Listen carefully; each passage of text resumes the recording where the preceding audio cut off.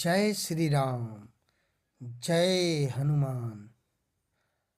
भक्तों, आज मंगलवार के दिन हम मंगलवार व्रत कथा का पठन करेंगे। यह कथा स्त्री तथा कन्याओं को विशेष रूप से लाभप्रद है। उनके लिए पति का अखंड सुख, संपत्ति तथा आयु की प्राप्ति होती है। वे सदा सुहागिन रहती हैं। स्त्रियों को मंगलवार के दिन पार्वती मंगल, गौरी पूजन करके मंगलवार व्रत विधि कथा अथवा मंगल गौरी व्रत कथा सुननी चाहिए। यह कथा सर्व कल्याण को देने वाली है। तो चलिए इस कथा को हम सुनते हैं। एक बार नैमिषारण्य तीर्थ में 88,000 मुनि एकत्र होकर सूत जी से पूछने लगे, हे महामुने, आपने हमें अनेक पुराणों की कथाएं सुनाई हैं। अब कृपा करके हमें ऐसा व्रत और उसकी कथा बताएं जिसके करने से संतान की प्राप्ति हो तथा मनुष्यों के रोग, शोक, अग्नि, सर्प दुख आदि का भय दूर हो। कलयुग में सभी जीवों की आयु बहुत कम है। इस पर यदि उन्हें रोग चिंता के कष्ट लगे रहेंगे तो फिर वे श्री हरि के चरणों में अपना ध्यान कैसे लगा सकेंगे। श्री सूत जी ने कहा, हे मुनियों, एक बार युधिष्ठिर ने भी भगवान श्री कृष्ण से लोक कल्याण के लिए यही प्रश्न किया था। भगवान श्री कृष्ण और युधिष्ठिर का संवाद मैं आपके समक्ष कहता हूँ, ध्यान देकर सुने। एक बार हस्तिनापुर की राजसभा में योगी राज श्री कृष्ण बैठे हुए थे।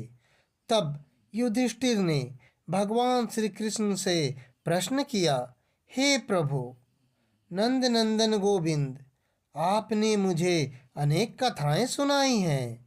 आज कृपा कर कोई ऐसा व्रत या कथा सुनाएं जिसके करने से मनुष्य रोग, चिंता तथा भय से मुक्त हो तथा उसे पुत्र की प्राप्ति हो। हे प्रभु, बिना पुत्र मनुष्य का जीवन व्यर्थ है, क्योंकि वह नरकगामी होता है।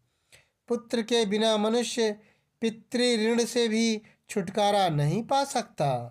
उसके पितर पितृलोक में अतृप्त रहते हैं। अतः पुत्रदायक व्रत बतलाएं। भगवान श्री कृष्ण ने कहा, हे राजन, मैं एक प्राचीन इतिहास सुनाता हूँ, आप उसे ध्यानपूर्वक सुने। कुंडलपुर नामक एक नगर में नंदा नामक एक बुद्धिमान ब्राह्मण रहता था। उसका गुजारा जैसे तैसे चल ही जाता था, परंतु वह बहुत दुखी रहता था क्योंकि उसके कोई संतान नहीं थी। उसकी पत्नी सुनंदा पतिव्रता थी। वह भक्ति पूर्वक श्री हनुमान जी की आराधना करती थी। मंगलवार के दिन व्रत करके अंत में भोजन बनाकर हनुमान जी को भोग लगाने के बाद स्वयं भोजन करती थी। एक मंगलवार को गृह कार्य भी अधिकता के कारण वह हनुमान जी को भोग न लगा सकी। इस पर उसे बहुत दुख हुआ। उसने स्वयं भी भोजन नहीं किया।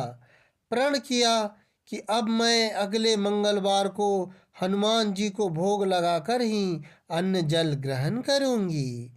6 दिन तक ब्राह्मणी सुनंदा अपने प्रण के अनुसार भूखी प्यासी और निराहार रही, परंतु 7वें दिन मंगलवार को वह प्रातःकाल ही बेहोश होकर गिर पड़ी। सुनंदा की इस असीम भक्ति से श्री हनुमान जी बहुत प्रसन्न हुए और उसके सम्मुख प्रकट होकर बोले, सुनंदा, मैं तेरी भक्ति से बहुत प्रसन्न हूँ, तू उठ और वर मांग।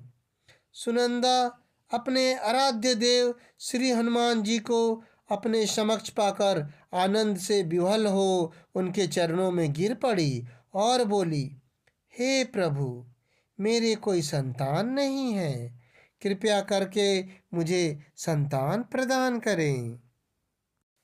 श्री हनुमान जी ने कहा, तेरी इच्छा पूर्ण होगी। तेरे यहाँ एक कन्या उत्पन्न होगी, उसके अष्टांग प्रतिदिन सोना दिया करेंगे। इस प्रकार वर देकर श्री हनुमान जी अंतर्ध्यान हो गए। ब्राह्मणी सुनंदा बहुत हर्षित हुई। उसने यह समाचार अपने पति से जाकर कहा। ब्रह्मदेव कन्या का वरदान सुनकर पहले तो दुखी हुए, परंतु सोना मिलने की बात सुनी तो वो बहुत प्रसन्न हो उठे। विचार किया कि ऐसी कन्या के साथ मेरी निर्धनता भी समाप्त हो जाएगी। श्री हनुमान जी की कृपा से ब्राह्मणी ने एक सुंदर कन्या को जन्म दिया। 10वें दिन ब्राह्मण ने उस बालिका का नाम कर संस्कार कराया। उसके कुल पुरोहित ने उस बालिका का नाम रत्नबाला रखा। कन्या ने पूर्व जन्म में विधि विधान से मंगल देव का व्रत किया था। उसके पुण्यों के फलस्वरूप रत्नबाला का अष्टांग प्रतिदिन बहुत सा सोना देता था। उस सोने ने से नंदा ब्राह्मण बहुत धनवान हो गया। ब्राह्मणी सुनंदा भी बहुत अभिमानी हो गई। रत्नबाला जब 10 वर्ष की हो गई तो एक दिन सुनंदा ने नंदा ब्राह्मण से कहा, मेरी पुत्री रत्नबाला विवाह योग्य हो गई है, अतः कोई सुंदर तथा योग्य वर देखकर उसका विवाह कर दें। यह सुनकर नंदा ब्राह्मण बोला, अभी तो रत्नबाला बहुत छोटी है, अभी से क्यों परेशान होती हो। तब ब्राह्मणी ने कहा, हे पतिदेव, रजस्वला का दान देने वाले माता पिता को घोर नरक की प्राप्ति होती है। इस पर नंदा ब्राह्मण ने कहा, अभी तो रत्नबाला केवल 10 वर्ष की ही है, मैंने तो 16-16 साल की कन्याओं के विवाह कराए हैं, अभी जल्दी क्या है। ब्राह्मणी सुनंदा ने कहा, आप ये सारे तर्क लोभ के कारण दे रहे हैं, आपको तो शास्त्रों के आदेश का पालन करना चाहिए। नंदा ब्राह्मण के पास अपनी पत्नी की बात का जवाब न था। वह बोले, ठीक है, मैं कल योग्य वर की तलाश में अपना दूत भेज दूंगा। दान भी तो सुपात्र को ही दिया जाता है। दूसरे दिन ब्राह्मण ने दूत को बुलाया और उसे बेटी के लिए योग्य वर तलाशने की आज्ञा दी। दूत स्वामी की आज्ञा पाकर वर खोजने के लिए चल पड़ा। अनेक नगर घूमने के बाद उसने पंपई नगर में एक सुंदर ब्राह्मण युवक को देखा जिसका नाम सोमेश्वर था। वह बहुत गुणवान था। दूत ने इस सुंदर व गुणवान ब्राह्मण पुत्र के बारे में अपने स्वामी को पूर्ण विवरण दिया। ब्राह्मण नंदा को भी सोमेश्वर अच्छा लगा और फिर एक शुभ मुहूर्त में विधि पूर्वक सोमेश्वर को कन्या का दान करके ब्राह्मण ब्राह्मणी संतुष्ट हो गए। लोभी ब्राह्मण नंदा ने रत्नबाला का कन्यादान तो कर दिया था, परंतु वह बहुत खिन्न था। उसने विचार किया कि रत्नबाला अब ससुराल चली जाएगी, इससे जो सोना मुझे मिलता है वह आगे नहीं मिलेगा। मेरे पास जो धन था कुछ तो इसके विवाह में खर्च हो गया और जो शेष बचा है वह भी कुछ दिन के पश्चात समाप्त हो जाएगा। उसने विचार किया कि अब कोई ऐसा उपाय करूं कि रत्नबाला मेरे घर में ही बनी रहे। आखिर उसने एक क्रूर निर्णय ले लिया। उसने विचार किया कि जब रत्नबाला का पति सोमेश्वर उसे अपने घर वापस लेने जा रहा होगा तो वह मार्ग में उसका वध करवा देगा और अपनी पुत्री को अपने घर वापस ले आएगा, जिससे नियमित रूप से उसे सोना भी मिलता रहेगा और समाज की नज़र से भी वह बच जाएगा। प्रातः काल हुआ। नंदा और सुनंदा ने अपने जामाता तथा पुत्री को बहुत सारा धन देकर विदा किया। सोमेश्वर अपनी पत्नी रत्नबाला को लेकर अपने नगर की तरफ चल दिया। ब्राह्मण नंदा ने क्रूर निर्णयों को कार्य रूप देने के लिए अपने दूत को मार्ग में अपने जमाई का वध करने के लिए पहले से ही भेज दिया था। दूत मार्ग में ही छिपकर बैठ गया और जैसे ही सोमेश्वर उसके छिपे स्थान पर पहुंचा, ब्राह्मण दूत ने स्वामी की आज्ञा का पालन करते हुए सोमेश्वर का वध कर दिया और यह समाचार ब्राह्मण तक भी पहुंचा दिया। अपने जामाता के वध का समाचार सुनकर नंदा ब्राह्मण अपनी पत्नी के साथ वहां पहुंचा जहां यह जघन्य कार्य हुआ था और रुदन करती हुई अपनी पुत्री से बोला, पुत्री, लुटेरों ने ऐसा अनर्थ करते हुए कुछ नहीं सोचा। भगवान की यह कैसी इच्छा थी, लेकिन भगवान की इच्छा के आगे किसी का कोई वश नहीं चलता। अब तू घर चल, जो भाग्य में लिखा है वही होता है। अपने पति की मृत्यु से रत्नबाला बहुत दुखी हुई। उसने मरने की ठान ली।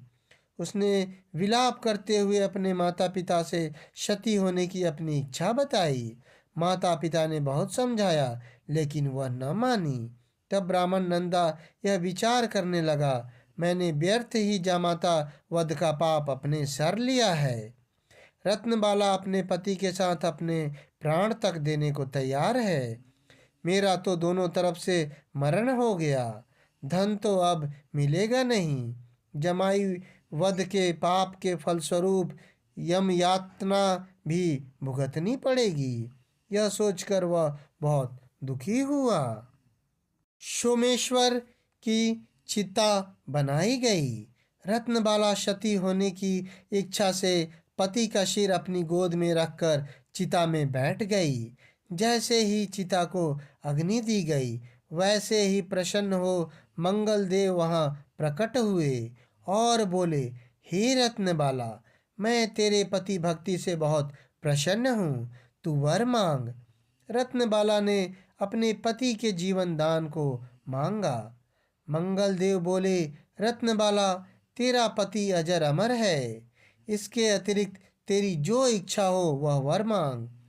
रत्नबाला ने कहा, हे ग्रहों के स्वामी, यदि आप मुझ पर प्रसन्न हैं तो मुझे यह वरदान दीजिए कि जो भी मनुष्य मंगलवार के दिन प्रातःकाल लाल पुष्प लाल चंदन से पूजन करे, उसे रोग व्याधि न हो, स्वजनों से कभी वियोग न हो, सर्प अग्नि तथा शत्रुओं का भय न रहे, उसका घर परिवार सभी प्रकार के सुखों से भरा हो, ऋणकर्ता ऋण मुक्त होकर धन संपत्ति का स्वामी हो जाए।